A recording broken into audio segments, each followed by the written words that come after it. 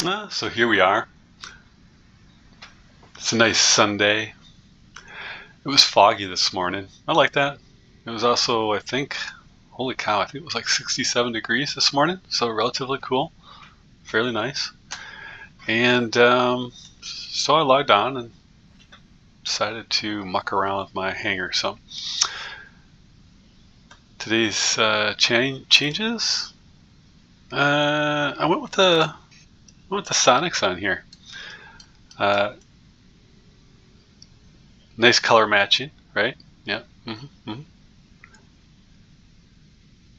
I always kind of end up looking at these little star effects as you move it because they don't move with it.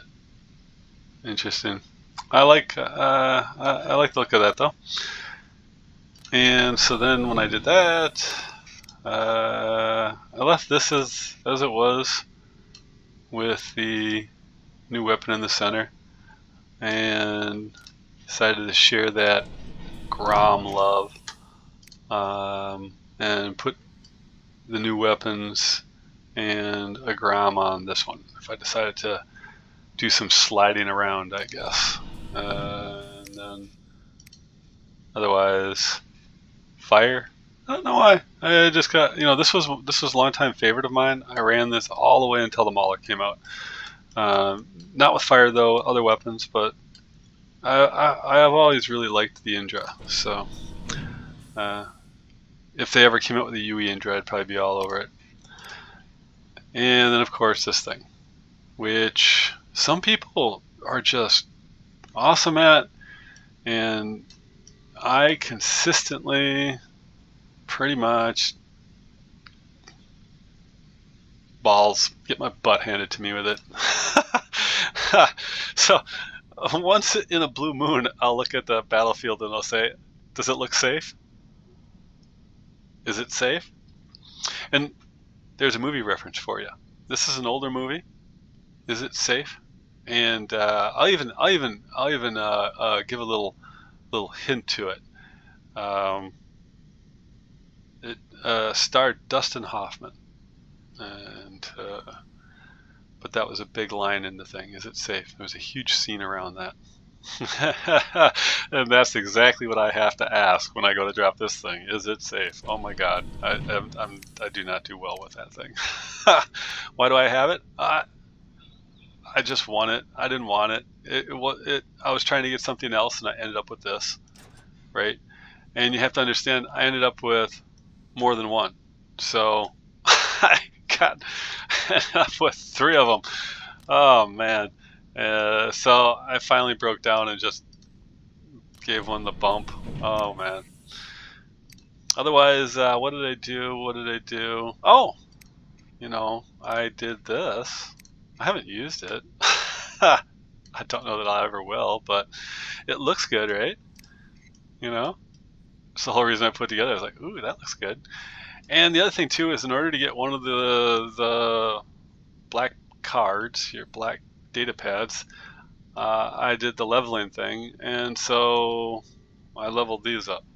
And what did I get for my card? What did I get? Junk. Oh, it so often happens. What was it? I got another one of these, another Scourge. Psh, not helpful. So I put those on that thing, and so then I moved this stuff on to the Mamander just for looks. This is the closet, right? And I did do this though. I did throw a set of the arms on this, and I did run this a few times. It's not actually bad, because these things can sink into Teths and they can sink into Titans, so it's not too bad. Although I'm kind of dissatisfied with the Glory, but my preferred weapon for that slot is probably this, and I still have never gotten off my ass and done it. Or another Dragoon, which again I haven't gotten off my ass to level any of those, because they're expensive, And even for a guy who dumps in, you look at it and you go, God, it's endless. right? It is endless. You could endlessly upgrade, endlessly buy shit. So you have to draw your line somewhere. And for me, it's usually because I just want to get something in a particular setup, and I'll draw my line there. Let's see how things are in the morning. I have no idea. I know if I go in the wee hours of the night, I end up with a bunch of the Asian people. And I know, so I'm expecting, I guess, Euro trash. No, I kid. Probably Euros though, because their time, you know, they're several hours ahead of us, so this would be their afternoon, right?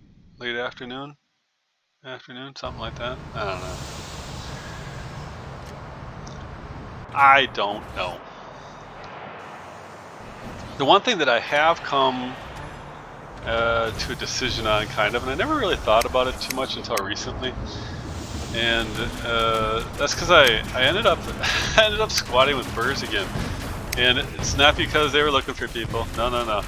He was they were doing the he had 6-man squad going, and he was doing bottom out, and I got on the yield waiting list and got into the bottom out, and then you know, I just stayed off the bottom for, well, until the end of the stream. I mean, it happens. I get down there in slot number 6, but in most cases, that would be kind of an unusual occurrence for me. I get down there though sometimes, man. We all have our moments. But what I got to thinking about is you know, how very rock paper scissors this game is in some ways, right? Burrs is somebody who he built a counter to my, I'm gonna say, style, right? He's very good at countering me. Not in terms of like dominating me, you know, but in terms of just shutting me down. And because before I joined his 6-man, I dropped in against the squad, and you know, he does this to me when I drop in the squad. He'll call my name out, and then he'll set about countering me to his team. He'll be like, "Oh, don't let him kill you." And I'm not going to say what his counter is, but it's pretty consistently successful against me, and it kind of shutting me down. And so then I go and I've squatted with him before. I squatted with him at the end of the season there. Now I got another one back to back, and I've squatted with him before that because I'll get in on his bottom out thing, or sometimes he does his little 2-man thing. And so what I got to thinking about, and you know, you can tell me if you think I'm wrong, for the 1 or 2 people that actually listen to this, but the only real way to tell in this game, because of the rock paper scissors effect, because you can effectively counter somebody, where you're at in comparison to them is actually to squad with them. And you need to squad with them for 6 matches to an hour, right? At that point in time, you have an absolute metric of where you stand. You have a kill competition, you have beacons, you have honor points, and you get to see how do you rank when in direct competition, going against the same players, going in the same environment. It's as close as you can get, because otherwise you end up in this thing, because this isn't like a player battlegrounds, you know, this isn't like a Fortnite or anything like that. You're not all starting on the same ground. We have different play styles, we have different hanger styles, we have different levels of how well everything's upgraded, as well as we have things that in some cases They're just not readily available. Like, you know, I have this griffin here. I forget, gosh, what's his name? Conenbaum, something like that. He has a griffin too, but he's got the havocs on it. You know, that's a really tough bot, and these kind of combinations are rare. And not everybody has them. Not everybody has even one of these steel tests, right? You know, if we want to get down to it, we want to get down to what it takes for me to get something like this.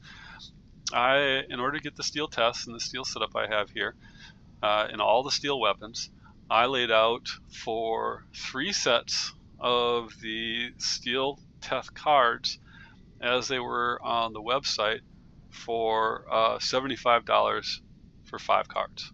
Okay, so that was 15 cards for $225. That's what I spent. Now, you have to bear in mind that when I got those, I got the scarabs, I got all of that stuff, right? And I got the pilots. I was pretty much good to go, but that's $225, and nothing's leveled. Pilot's not leveled, drone's not leveled, bots aren't leveled, weapons aren't leveled. So you have to bear that in mind. You know, that was essentially a $500 investment by the time all was said and done. Now, this isn't about wallets, right? We have what we have. We have our limitations. We all have our limitations. I have my limitations. There are people out there who had no problem dropping down $2,500 to get themselves a sword. They have no problem having everything. I have seen guys out there with like 3 and 4 hangars filled with ultimate bots. And you have to bear in mind, in order to get one weapon on one of these things, you have to do leaderboards. And these leaderboards aren't just, I win a lot of fights. No. These leaderboards are purchases. You're going to need, I forget, what is this? 9 pads or something like this if you want to just outright do this, right? Winning a battle, 15 battles to get 20,000. Yeah. That's not realistic. That's where your cheaters come in, right? And multiple people operating one account. But otherwise, this is all purchases. So what happens by the end of it all? You end up with just a ton of crap. If I want to get, for example, I want to get the new Ultimate Ravana, well, I've got to get the cryos. In order to get the cryos, I'm going to end up having to buy enough cards of enough different things where I'm going to end up with the new bot and the new weapon. I'm going to end up with multiples, and I'm going to end up selling most of it because I have no interest in that. I wanted this, so I went out and got that right away. The other ones, though, anything else I get at this point, the only reason I would end up with it is because I'm trying to get that UE Ravana, right? So, you know, all of this stuff, there's no way to balance it, right? Because somebody can spend more than me, I can spend more than somebody else, and so on. I get as close to an even competition as I can by getting as much rock, paper, and scissor balance into my hanger as I can, a much ability to counter things. This is a counter for something else, right? That's how that kind of works.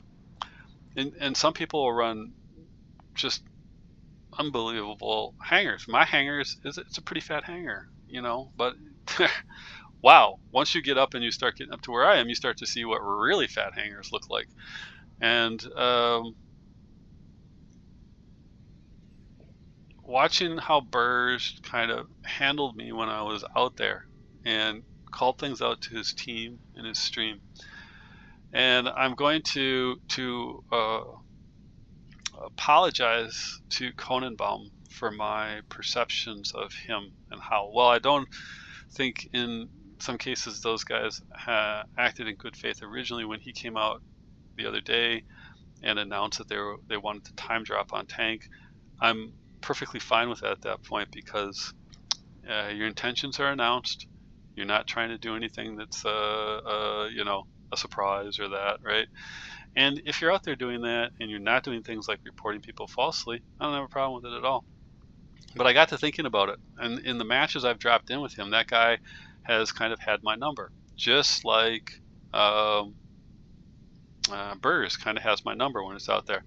And it's not so much that you know, I'm an instant kill for him and he just walks through me. It's that when I replay the last match I had where he was in my head, you know, he effectively drew me off to the side and kept me tangled up while his guys went and mowed down the rest of my team. And then they all came back around and ganged up on me. And this is exactly what happens when I go up against Burrs. If he doesn't have a direct counter for my bot to take me down, he ties me up. And he ties me up until his other guys can get in there and take care of the problem. And you know what? I cannot complain about it because it's a team game. And so if the team works as a team to take down whomever, well, that's how you do it. And how did this get me to thinking about what is a fair fight? How do you actually effectively rank yourself? Is Burrs a better player than me? Is Conenbaum a better player than me? Here's how you rank yourself. You got to squad with them. 6 matches to an hour. Because then it's not a rock, paper, scissors. It's you in a direct comparison against the same group of enemies on the same battlefield, using what you've got versus what they've got. And at that point, whoever's consistently at the top, they're the better player, in my opinion, right? On any given day, rock, paper, scissors can beat somebody else. But if you are in a squad with someone and you're playing with them, and that person consistently outclasses you, consistently takes that #1 spot, or even if they don't, but they're consistently 1 above you or 2 above you, you just gotta acknowledge that person's more consistent than you are. They're a better player. They're handling the variety of maps better. They're doing whatever better because they're doing it all the time.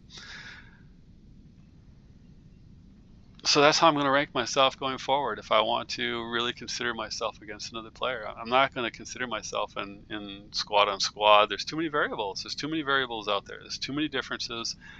The only way to really get an idea of where you stand against another player is to squad with them. And after I've squatted with Burrs, there was one thing that came up. No matter what anybody wants to say about my build or anything like that or how I play,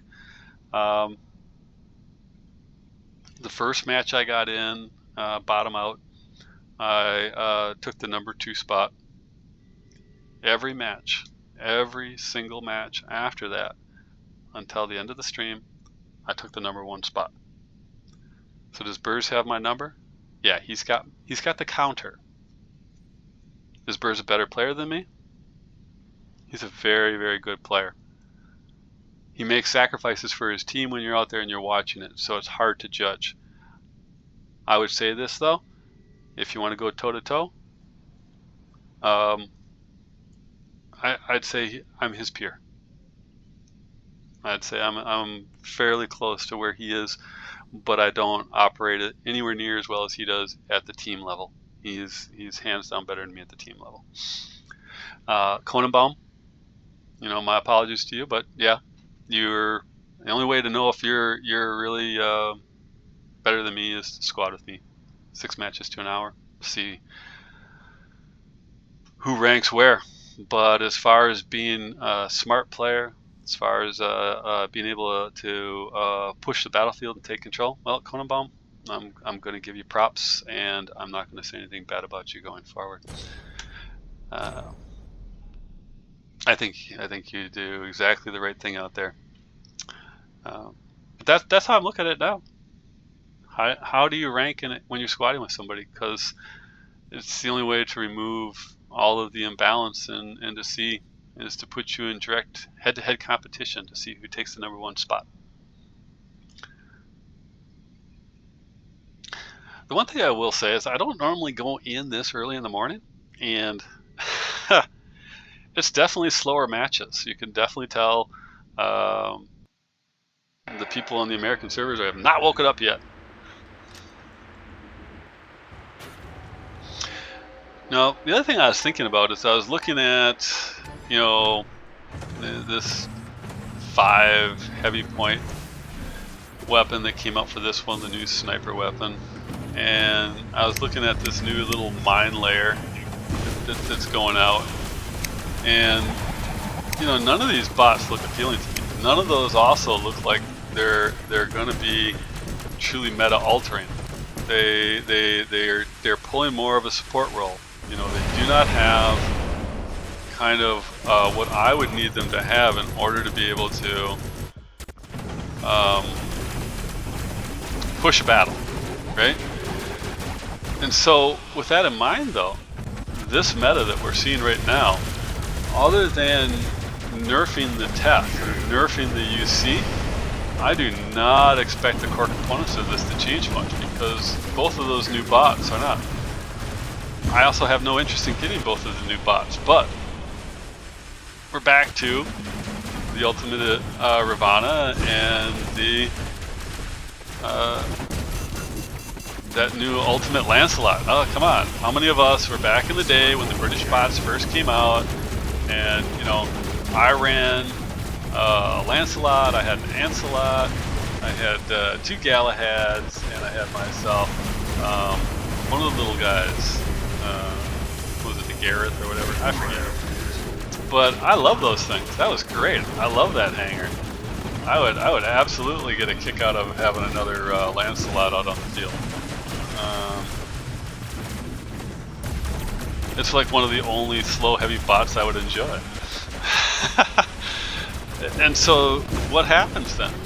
Well, a guy like me, I don't want this new bot, I don't want the new weapons, I don't want the mine lane bot, I don't really want those weapons, but in order for me to get the Lancelot, in order for me to get the Ravana, I would have to spend the money to go through all those leaderboards. And what happens then? I will end up with multiples. You end up with basically enough to, you know, load up a hanger with the things, right? By the time you get done doing all the leaderboards and stuff. And so, you know, part of what you see when you see guys that have all, like me, and you have all this crap in your hanger, is because you were kind of forced to do it because you wanted something else, right? You know, I already got the bot I wanted. I would be perfectly content if I could just straight up, you know, make a purchase and get that Ultimate Edition bot. But no. You gotta play that stupid gambling game. And that's the part that, you know, if you want to get me, you know, kind of riled up about how things work, you know, it's the gambling. I don't like it.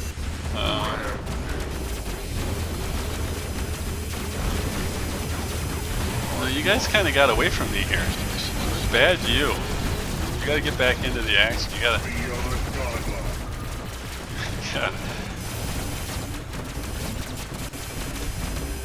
Oh man. Let's see if we can't grab another beacon. Oh.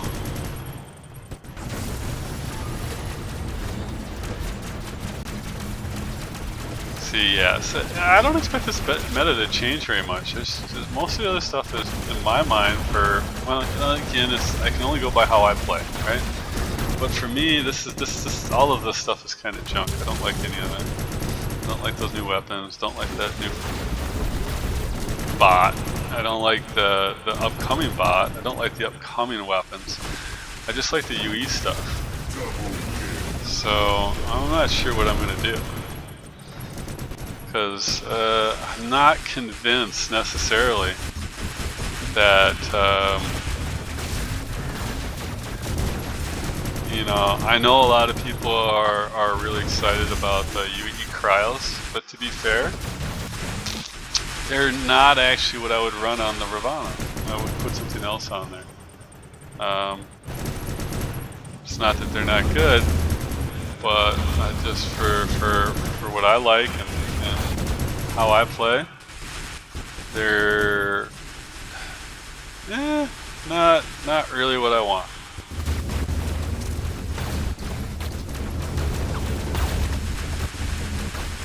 You know, I am a very movement-oriented kind of guy when it comes to this game, so I like the movement, and that's why the lance is kind of an exception for me. But you know, weapon-wise, you know, I'm kind of fussy on my weapons.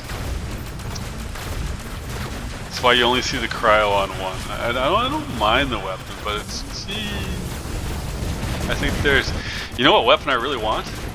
I want the Ultimate Edition Terran and the Ultimate Edition Redeemer. I love the old Terran.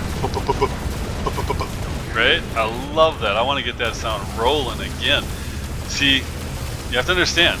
I would go and I would get something like the Ravana, and what would I stick on it? Ultimate Terrans. That's what I would want to stick on it. I think that would be hot.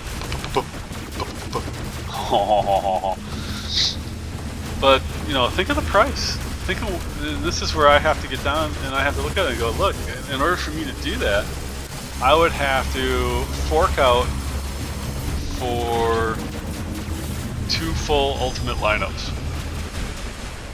And is it worth it? Am I going to get enough buyback out of that to make it worthwhile? I don't know. I don't know. I'm still, you know, I went for 1 black pad so far, just 1 out of I think 3 or 4 available, and the primary. I wonder if I should switch bots. You know, I sometimes get caught in that mode where I'm just kind of floating around and doing my thing, and I forget that, you know, technically there might be a better bot for the situation. You know, technically there might be something a little bit more effective than this. So let's change this out. Let's bring this one in. This guy looks like fun, right? No, this guy is fun.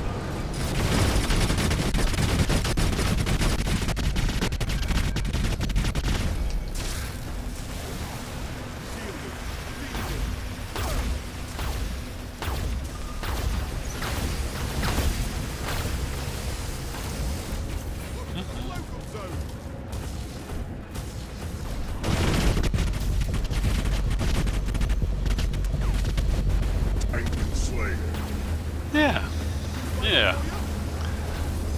And it's color matching. You know, you may think I'm kidding about that, but I like my bots to look good too. I hate Frankenbots. Never been a Frankenbot fan.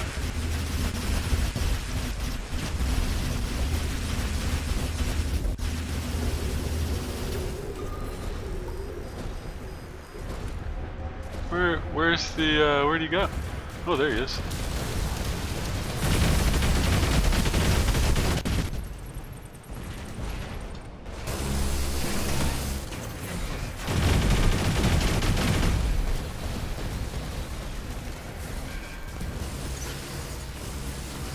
Yeah, I like it. It's not bad. Not too bad at all. I actually like it better than the new weapons. I'm not thrilled with them, and I'll tell you why. Fall off. You know, one thing nice about my clan and the guys that are in this clan is that I came in a couple days after that new weapon came out, and in the clan chat. See, now this is what I'll report. You know, I mean, Master 1, I don't know. You should have done something. Anything. But and he's got numbers. He's posted numbers. Damages at ranges for those things. And there's a point when you see max damage, max damage, max damage. Oh, hey, look, it fell off. And it's falling, and it's falling, and it falls off. Harsh, too, man. By the time you're out to its max range, oh, you're down to single digits, literally. Single digit thousands. Right? So, you know, I think it's very, very low. Like something like 2,000 points a hit or something like that. Very, very low. But that fall off point, that's a very important marker, right? And all shotguns, all things that are like machine guns and stuff, they all have a fall off point. Well, the fall off point on those new weapons is pretty brutal. I think it's actually worse than the Groms. And it doesn't do enough on the top to make me happy as far as that goes. So it's not much different than the Groms, but it has a pretty severe fall off. I was surprised.